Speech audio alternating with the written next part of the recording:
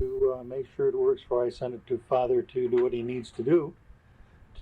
Testing the variable voice activation here. I've got it in the on position. It is running. I do stop speaking. It seems to take about 3 seconds for the tape to shut off, just in case there's anything else I want to say. A couple of things to say here, Pop. Number one is the side with the I guess you could call it the little window where you can see the tape inside is the side that opens up for the tape to go into it.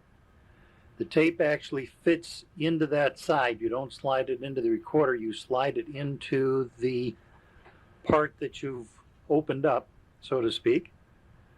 So you'll find a switch with a blue thing at the bottom says off, on. That's your variable voice activation. What happens is in the off position, it acts just like a regular tape recorder. When you hit the play and record button simultaneously, it records. When you put it up to the on position and you hit the play and record button, then it will record only when you're speaking. Remember that when you put a tape in here, the tape has a certain leader on it, so you should give it about 10 seconds of time. I guess just with talking without saying anything important for it to get to the part of the tape which you really need to use.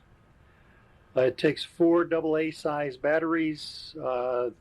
They're in a little holder that you have to pull out, and there's a little piece of fabric there to help you pull it out, which means when you put it back, make sure the fabric goes under it, not over it.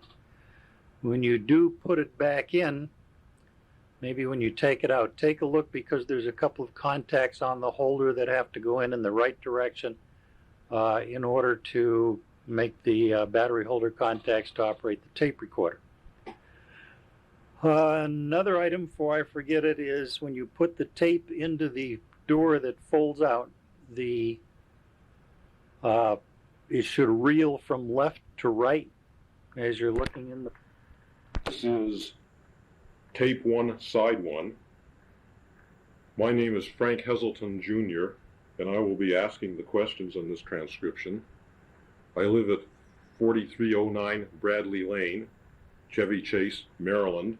My telephone number is 301-657-3562. And now for the first question.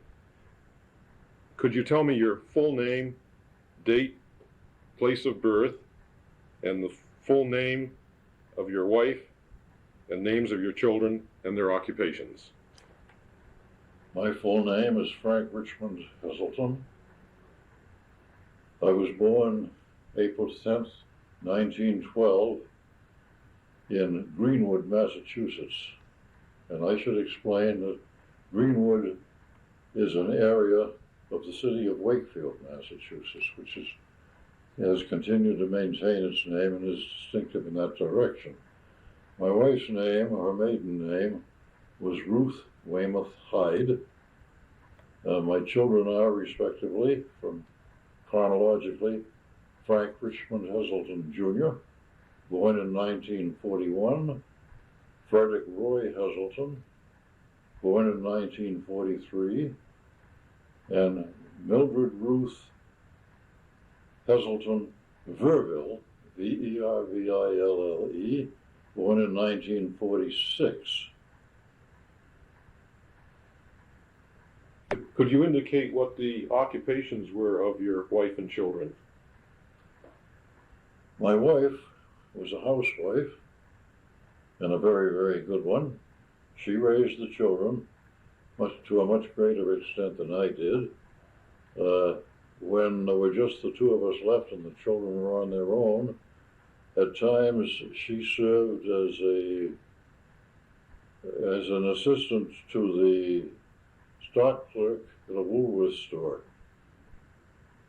My children were respectively an attorney, an economist, an MBA, and worked his full career for the Post Office Department, later the U.S. Postal Service in Washington, D.C., where he reached the rank of Assistant Postmaster General.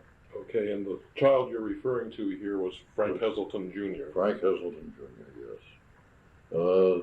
Frederick Roy Heselton has had a number of careers, largely in electronic and electrical engineering.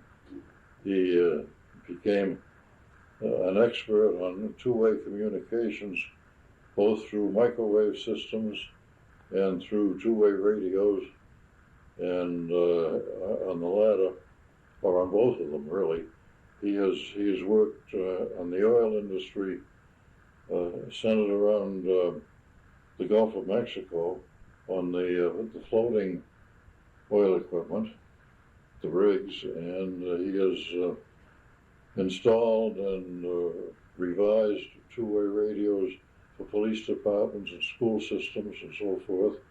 He has worked particularly on the movement of fluids with radio-controlled equipment involved in those also.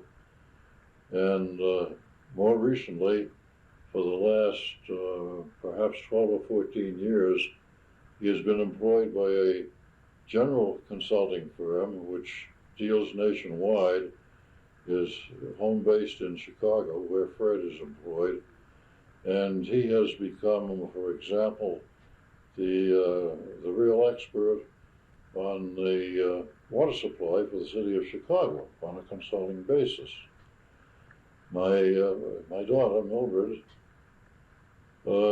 started her working career pretty much as an assistant to lawyers, particularly as a paralegal on bill collections and other features.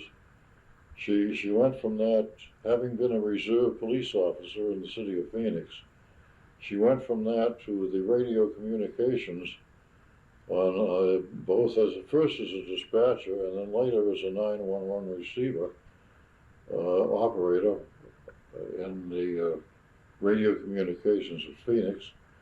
She has been there now for however many years. She's only a few years from retirement.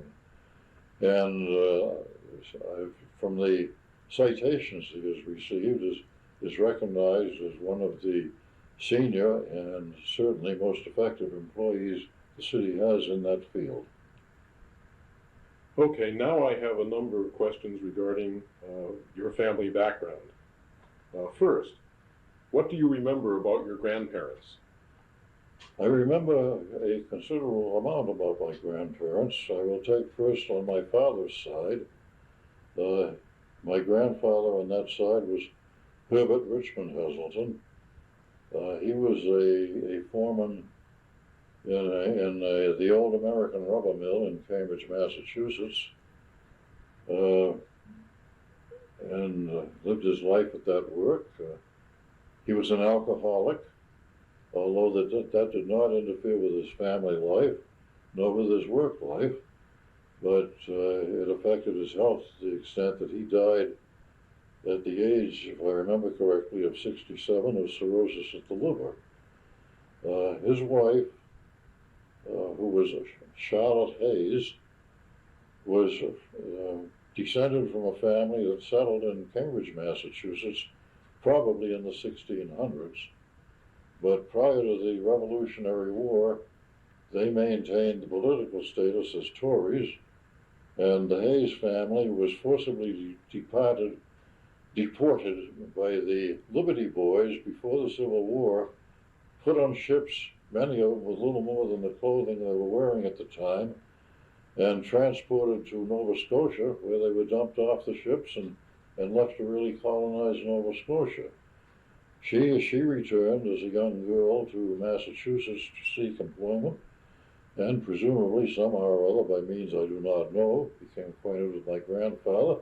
They were married and raised a family of 9 children, the second oldest of whom was my father.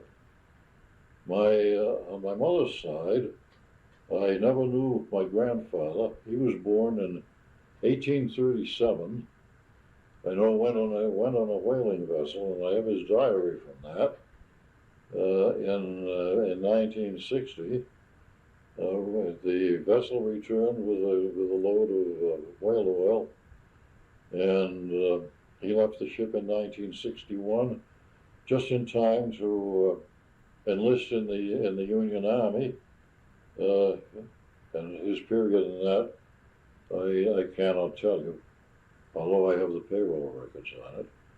He died of pneumonia in 1918 at the age of 71, having created and raised a family of 10 children, the oldest of whom was my mother. My mother's mother was Josephine Elwell, and she came from a small town in southern Maine, where her family had lived for many years because they also had settled in this country in the 1600s. And she, as a young girl, was very talented as a pianist, came to the Boston area, gave piano lessons, gave concerts or recitals in the city of Boston. And I think it entirely possible, since she was born in approximately 1860, I think it's very possible that she ran into this older man, may or may not have seduced him. He divorced his first wife, whom I know nothing about, and married her, being some at least 20 years older. But it was a very fine marriage, and she continued her career as a piano teacher, and began giving concerts. And as she became elderly, she lived with various of her children, including with my parents, for a period of a year or two. She died of a heart attack at the age of 65 in 1924. What memories do you have of your parents? That is a question that can go a long ways, of course, as it would with almost anybody. My father, going back to his youth, was made to feel it a shame as soon as he was old enough to drop out of high school, that he did not do so and become employed to help contribute to the income of the family, as indeed his older sister had done, she being the oldest child.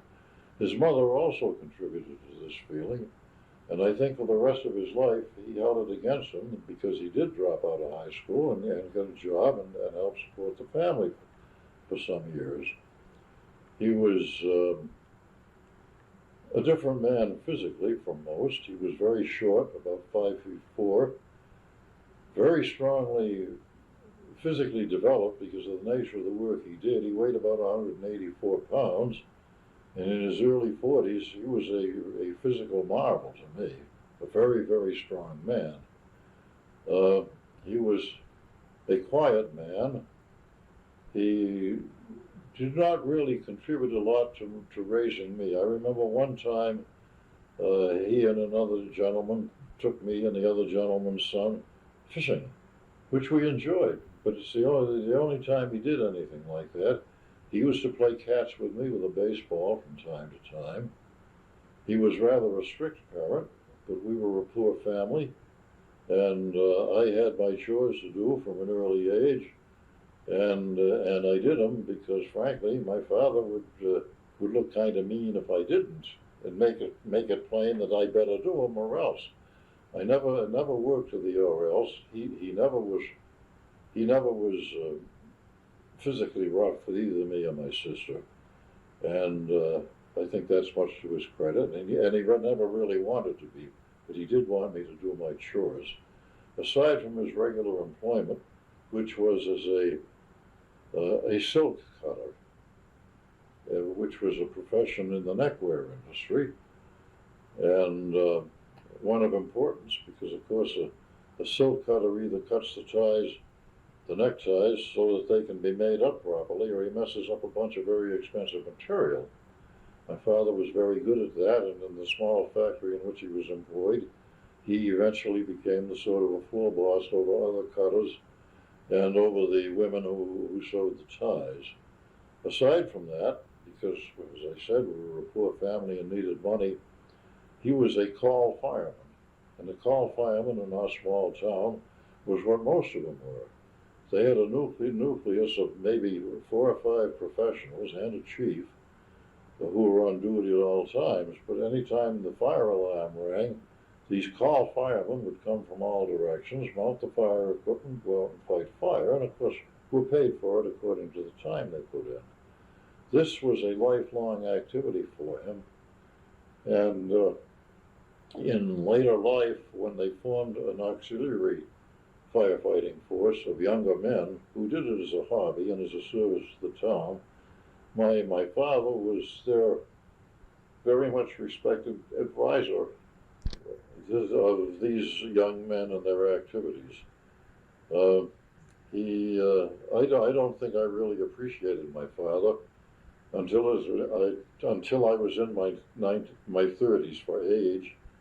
But from my mid-30s on, he and I became very close friends and enjoyed each other's company and conversation until he passed away Christmas night, 1959, at the age of 74, possibly 75.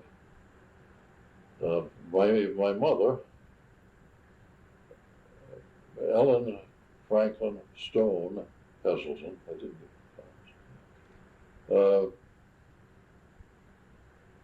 was a well-educated woman as far as it went. Her aunt, one of her aunts, who was a missionary, paid for her expenses at what was then Northfield Seminary, which had been started and was operated by an evangelical preacher of the time. She never did complete her high school work there, but the experience of having been there had its lifelong effect on her. She had interest in poetry and music and reading, and I can remember as a very small child before I went to school, as she did her housework, she would recite poems like Hiawatha and Evangeline and sing songs. And she gave me a great preschool start. Although she had a constant complaint from the time I could talk that I did nothing but ask her questions.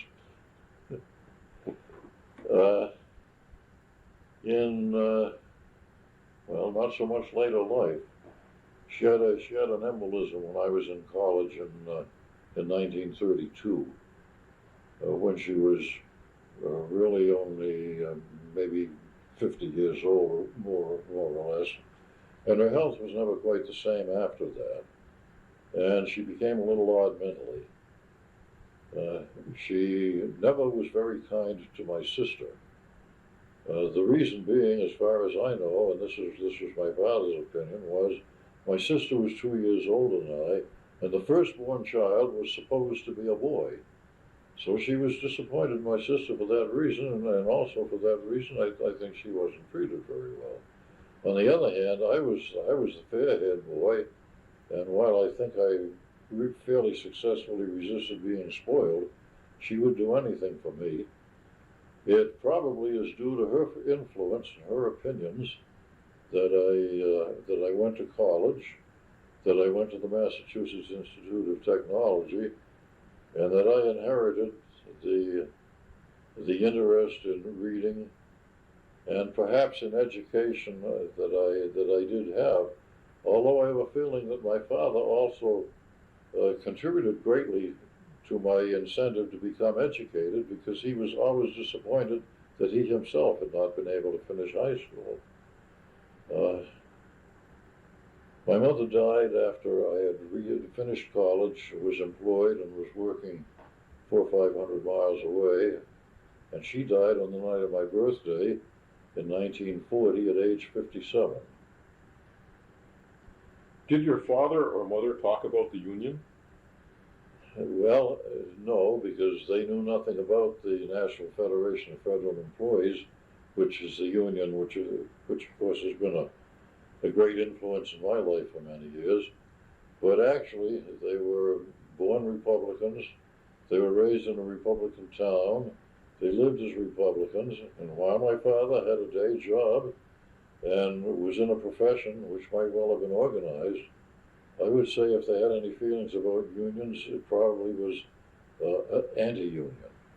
And of course, that was a different age when the feelings were more sharply that way, one way or another. On the other hand, for example, one of my brother's 9 siblings, was a union representative and a registered lobbyist in the state of Massachusetts, representing unions before the state legislature. What activities were you involved in as a kid? Well, I suppose these are outside of school activities. One of them was my duties at home. I was required to take care of the trash. We ran a family garden of necessity because my parents did much canning, and it was a necessary source of food for the family. I hoed corn, and I picked beans, and I did about anything any kid could do in a garden. As soon as I got old enough, I pushed the hand more, and I was not permitted to go play on a Saturday morning until I had cut the grass. On the other hand, as I have said, my father played catch with me occasionally. There were any number of kids in my neighborhood. We met many days during the summer and played a pickup baseball game on the school playground. In the fall, I played smash mouth football without any equipment at times on a field that had been a plowed field, which was a little rough to play football, but we did it. And while we were in school at the time, we organized baseball teams, and we played baseball with kids from other parts of the town. Most of my activities at the time were athletic. I was an exercise bug from an early age, and I worked out my own set of calisthenics at which I worked. And that pretty well covers it, I think. And what was your town like? My town was a bedroom community of Boston. It was on the main Boston and Maine Line Railroad. There were some 30 trains each way went through my town, and you could get to Boston on an express train in 16 to 18 minutes, so you'd get home equally well. Or if you took a local, well, it would take about a half hour. So we had great transportation to the city of Boston. And as I said, it was a bedroom community. We had some industry in the town, but not very much. It had a population at that town of 9,000 to 12,000 people during my youth. It was a pretty solid Republican town. It was operated by town meetings, and as soon as I was 21 years old and able to vote, because that was the minimum age at that time, I participated in the town meetings, and I entered town politics at a fairly early age and ran twice for the Board of Public Works and was badly defeated the first time and almost made it the second time when I was 26 years old. What can you tell us about your particular neighborhood? Well, this is interesting because to begin with, I lived on the so-called West Side.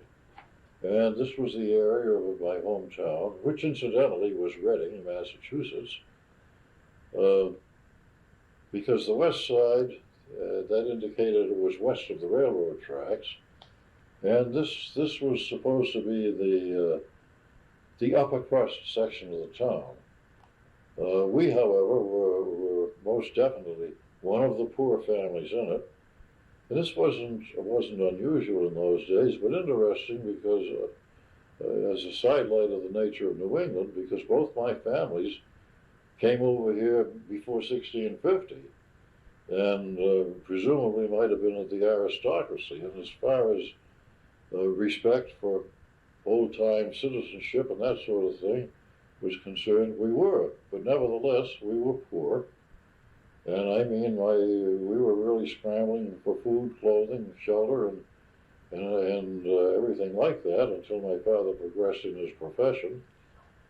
And Well, perhaps until our needs lessened, although I'm not aware that they did particularly. But I was raised in a house with no central heating, a pump at the kitchen sink, stoves for heat, kerosene lamps for lighting, and a coal stoves for heat and for cooking. As we progressed, my father had oil burners put in the coal stoves. He had a central heating system installed downstairs. We never had it heated upstairs. And one of my uncles by marriage, was an electrician, and he and my father put in all the electrical needs at the time. And also, having had an outhouse for many years, I think maybe when I was 12 to 15 years old, we acquired an inside bathroom. I can remember as a kid being required to sleep with the windows open, waking up many times when my window was open maybe an inch or two and finding a skittish stole on the floor inside the window, and going to bed at night with heated flat irons wrapped in towels at my feet to keep me warm until I got the bedding warmed up. It was not exactly a picnic, but as I look back on it, it didn't hurt me any either. Who were your companions as a child, your relatives and friends? Well, one of my father's brothers lived 2 or 3 blocks away. He had 3 sons and a daughter, 2 sons, then the daughter, and then another son in that order. And they were the nearest relatives, but the oldest of them was about 18 months younger than I, and we did not play together very much. But with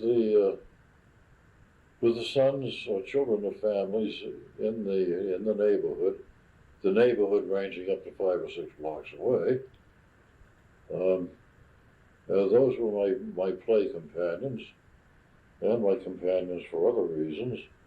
And as I went to school, of course, most of them ended up being school classmates. That sort of companionship expanded considerably as I got older, went to junior high and then to high school, and I ended up with a pretty heterogeneous selection of companions. I don't know to what age I should get with this. I can continue. One of my close companions for many years, and of an entirely different economic background, was the son of the local district judge. But we were congenial, we had the same interests, and liked to do the same things, so we were companions. Another one was from a completely Irish Catholic family that lived in a not too great area of town, but it was the same kind of a deal. And I tended to run to companionship of that sort to people with a mentality and interests similar to my own. Was race or religion a big issue when you were growing up? Well, that's a very good question. I should properly answer it no. It was certainly not as far as I was concerned. I was very much intrigued the first time I saw a black woman who was just walking by the house, simply because I had never seen a black woman before. On the other hand, I was raised by a mother who would tell you that she did not have a prejudiced bone in her body. The fact remains that she would refer to the shanty Irish and to the lace curtain Irish. She might give a frigid hello to those she considered shanty Irish, who had lived in their own section of town. There were lace curtain Irish as neighbors, and she would pass the time of day with them, but she did not visit in their homes, nor they in ours. So much for the lack of prejudice. My father, as far as I know, had no prejudices whatsoever. And I certainly outgrew any that I had very, very rapidly. And the opportunities for it, as I have indicated, were limited in my hometown. But when I went to MIT, I had students, I think, from 52 nationalities, as fellow students, and I got over any prejudices I had very quickly because there was a Panamanian and a Chinese taking the same course that I was, and I learned respect for them very early, and they became friends of mine. And as a freshman, I was on the freshman wrestling squad, and I did some wrestling with an Egyptian, which was not the best of things for me because his wrestling weight was in the 160s and mine was in the 140s. And our coach told us, you wrestle out of your class with bigger guys to develop your strength, and the larger guys wrestle with the smaller guys to develop their quickness and their speed. And that blooming Egyptian was not only 20 pounds heavier than I, but he was also faster. That ends side one of tape one. Yeah, we're going to need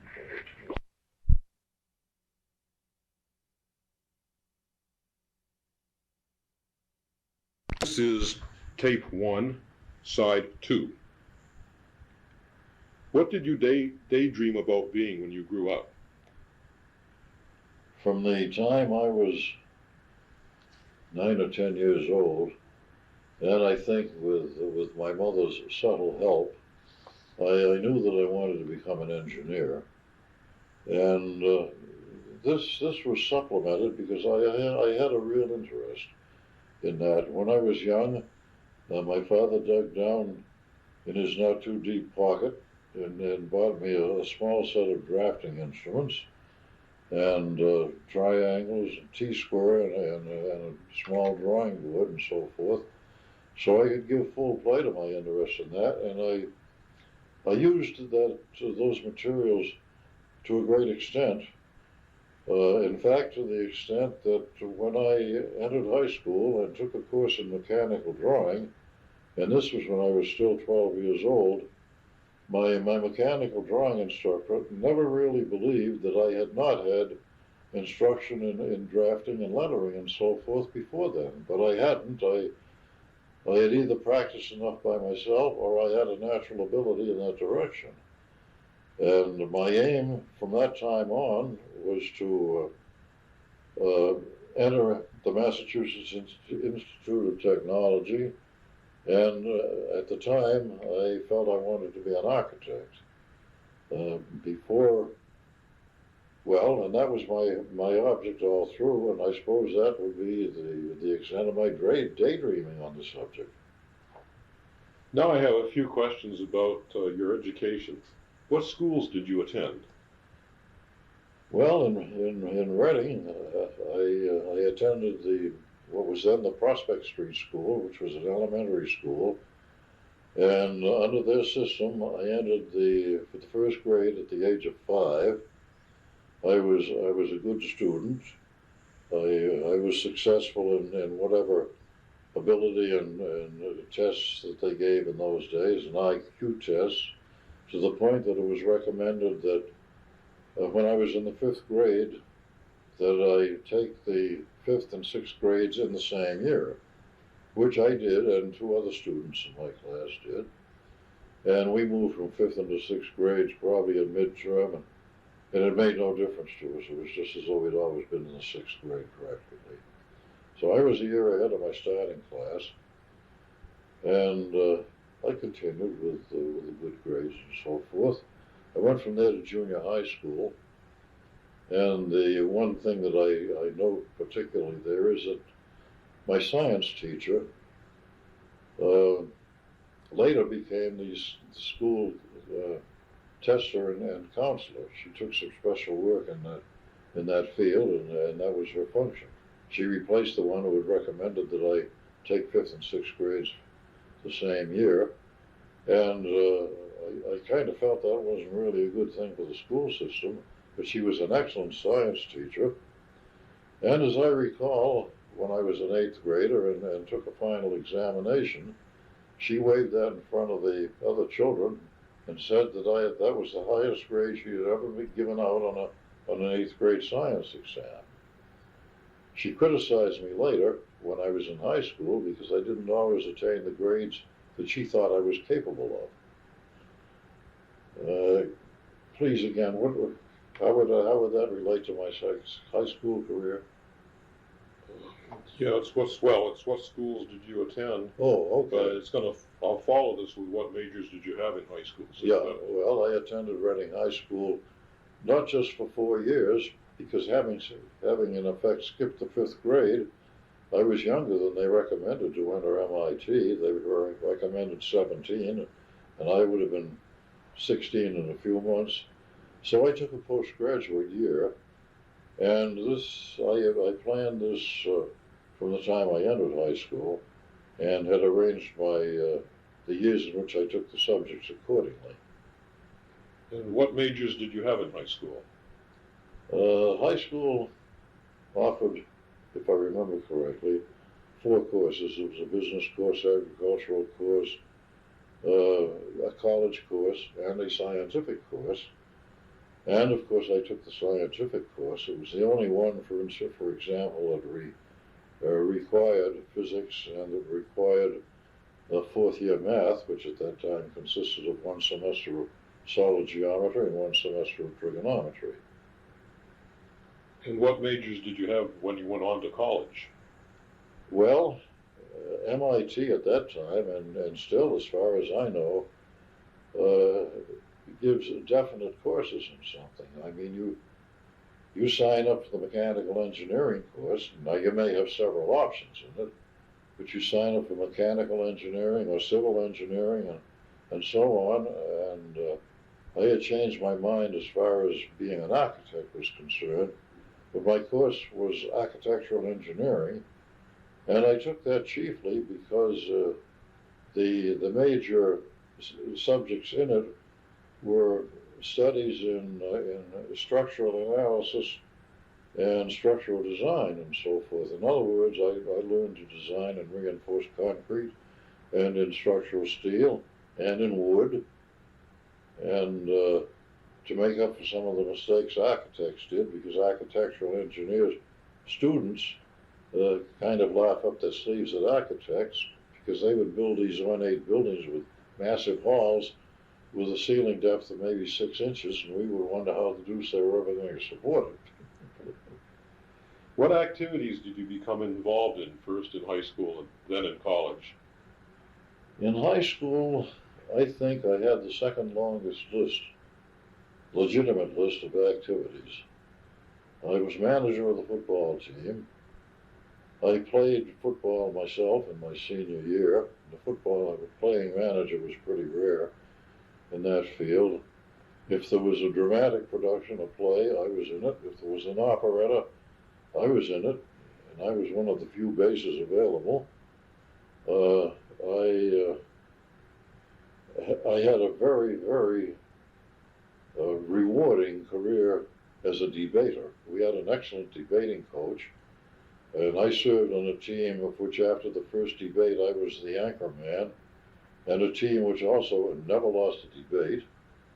And my training in that really served me all my life as a speaker and as a communicator with people, with groups.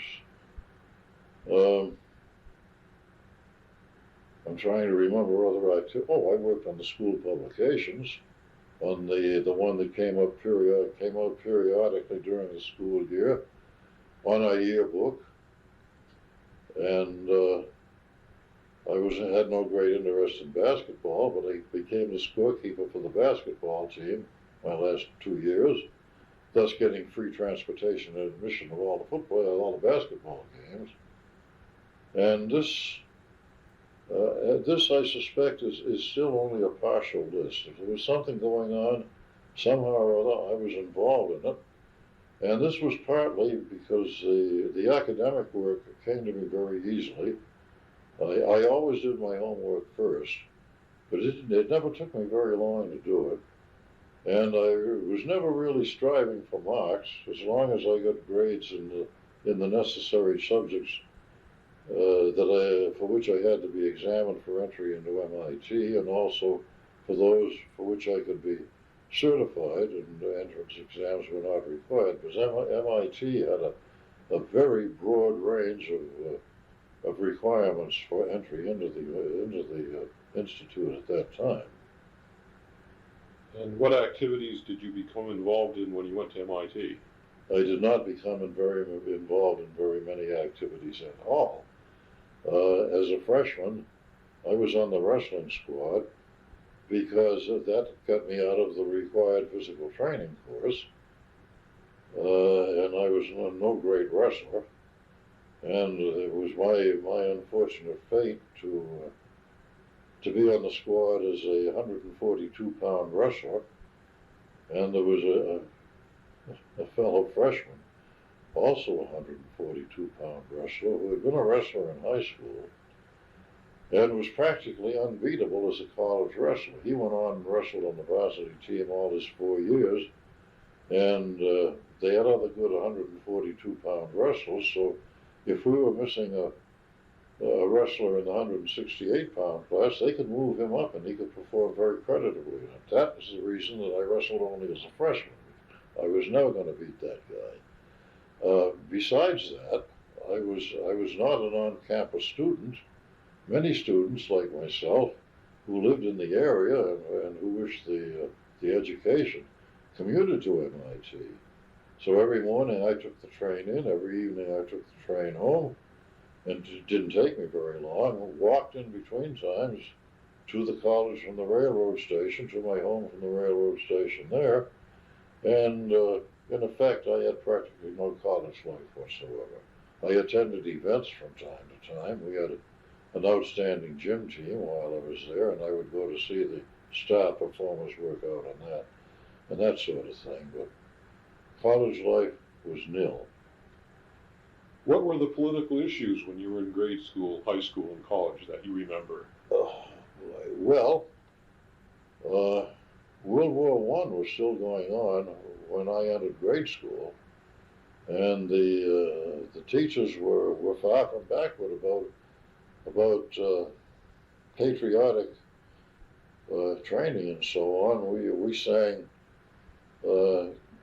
songs of the time that originated from the war as part of our singing programs, and I was much concerned about it because of my mother's family of 10. 4 of her brothers and 1 of her sisters were in the Army. Of my father's family of 9, 3 of his brothers were 1 in the Army and 2 in the Navy. So I was very, very conscious of the war. And frankly, aside from that, of course that ended when I was still in elementary school, I do not recall any particular issues, nor do I in junior high. As I said earlier, we lived in a strictly Republican town, and very little, if any, point was made of partisan politics, even in high school. Does this question pertain also to high school? Yes, it does. Well, in high school, of course, we had some very concentrated learning on the federal government, state government, county and local government, and the conversation was such at home about elections and about politics that I picked up a considerable interest from that in my parents. My mother was almost a suffragette as far as women's rights were concerned, and of course she didn't even get the vote until, 1919? My father attended all town meetings and voted, and for this reason, as I mentioned, as soon as I became 21, I became a registered voter, and with a few friends of my same class, we attended town meetings and were somewhat active in them. Also as a small group, and there were 4 of us particularly, I think, we joined what was then the Neighborhood Betterment Association, which was a group of men who had associated to become influential in things that were good for the town. And we youngsters pretty rapidly became active in that and were welcomed. The old-time members were real happy to have some young bucks who had a sincere interest in that sort of thing. What were the political issues when you were in college that you recall? Well, I was in college from 1929 to 1933. Oh, yes, there were very, very much political issues then, because I was one of the Depression graduates, and I went through the Coolidge and the Hoover administrations, and was very much interested, of course, when this changed to the Roosevelt administration, and all Franklin Delano Roosevelt's new approaches were put in place. And I had a considerable interest in that because after graduation, of course, the Depression affected my working career greatly. Also, well, no, it was not when I was in college. What teacher influenced you the most? There weren't many, but there were two in high school that I recall. One of them was Luke Halpin, who was the hotshot math teacher, and for whom I had studied math subjects for all of my 5 years there, because I took the regular freshman and sophomore courses. I took the general math that was the junior course, and I repeated that as a senior, so I could take the fourth year math required, and this tied together with the required examinations for entry into MIT, which there were 7 of those, and I took part of them as a senior in high school after I graduated, and I took the other 3 after my postgraduate year, and that was what I based my later program on. The other teacher was Lila Davis, who was a teacher of English and English literature, and she was a challenging person, and for some reason she liked to challenge me. I was probably the best writer in the class, and she made a big point at one time when we had a required essay, and I turned in an essay, and she waved this in front of the class as the science teacher had my examination. And she said in all her years of teaching, this was the only essay she had ever received with which she could find absolutely nothing wrong. So she was giving it a 98, because there never was a really perfect English paper. So she knew it wasn't, and that was the best she would give it. Well, I was immediately angry about that. I went and told my parents at home, and they were angry about it. And I suppose I should have felt complicated because of what she complimented because of what she said, but I wasn't really. But she would challenge me. We studied a Shakespearean play each year, and I know I think it was Macbeth the second year, and she made a point of a student giving a reading of Mrs. Macbeth's soliloquy during her nightmare when she was sleepwalking. And the kid read along to what Mrs. Macbeth or Lady Macbeth was saying, and he came to the part where it was, and he read out, damn spot. Mrs. Davis stopped him and said, no, that is out, damn spot. I mean, you put some life in it. Try and imagine how Lady Macbeth said it. Well, the following year we had Julius Caesar, and it got along to Mark Antony's speech after Caesar was assassinated. And of course you remember Mark Antony was a Caesar partisan, and Caesar's friend Brutus participated in the assassination. And Mark Antony created quite an oration at the Roman Forum. And she came to the part where he started the oration, and she said, Heselton, you probably have the voice in this class nearest to that of a Roman general, why don't you read the first part of Mark Antony's speech to us? Well, I got up and I looked at her and I searched my memory and wondering, because I knew she was trying to catch me at something. And she was challenging me. And I thought back and I practically bellowed, "Friends, Romans, countrymen, lend me your ears." And by the time I'd finished that, she had a delighted grin on her face, and I knew I'd hit the jackpot and survived another challenge. But she and Lou Calpin were the primed. At MIT, there were two. One of them was a second-year math teacher, and he was simply great at setting up differential equation problems and that sort of thing. But he had a favorite saying, student would come to him with a problem that the student was bogged down on, and he'd say, "Well, what do you do?" And the student would say, "Well, you do this, you do this." By that time, with the questions, the student had the problem set up. And then this prof would say, "There you are, 95%, 95%. All you got to do is carry out the rest of the computations." And he was a great math teacher. And differential equations is not an easy subject, but he made it easy. The other one was my instructor or my professor in reinforced concrete design. Interestingly enough, he had been a Sunday school superintendent at the Sunday school I went to at the Congregational Church in Reading. And he was from an old Reading family. But I was pleasantly surprised going to MIT to find out that he would be my instructor in reinforced concrete design. Now, that is a somewhat difficult subject also, and I won't go into detail on that. I'll ask you to take my word for it.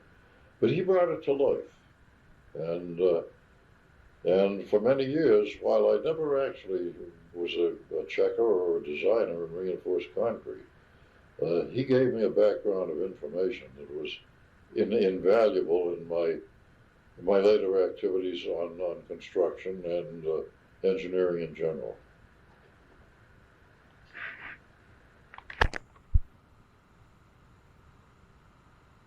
Is there any special class or a course or a moment that may have contributed to your union activity?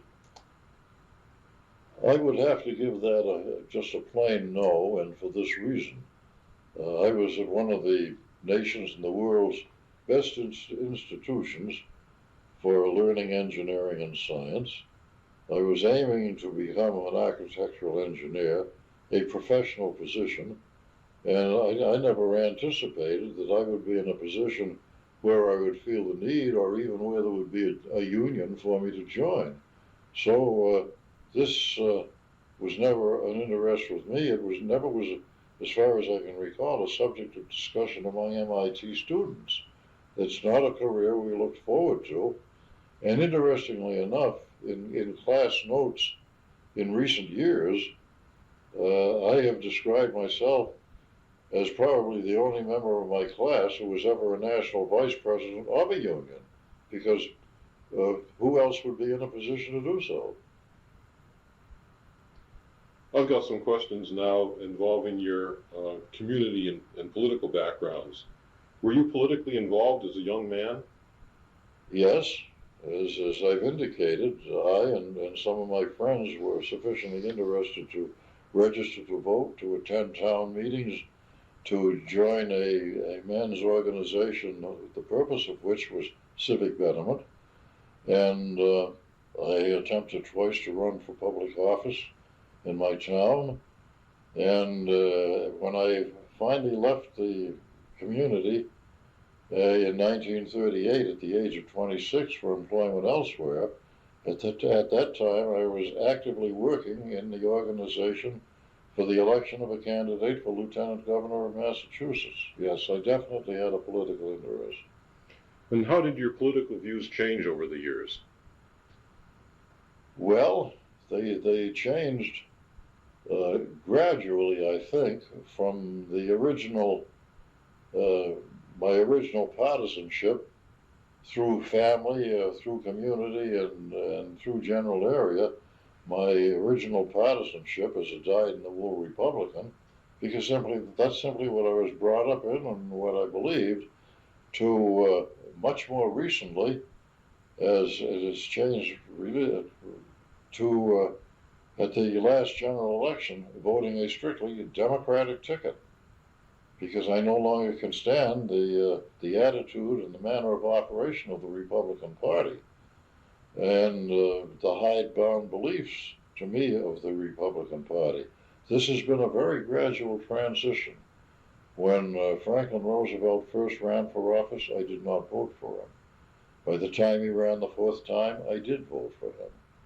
And since that time, my politics has been that of the individual candidate rather than the party.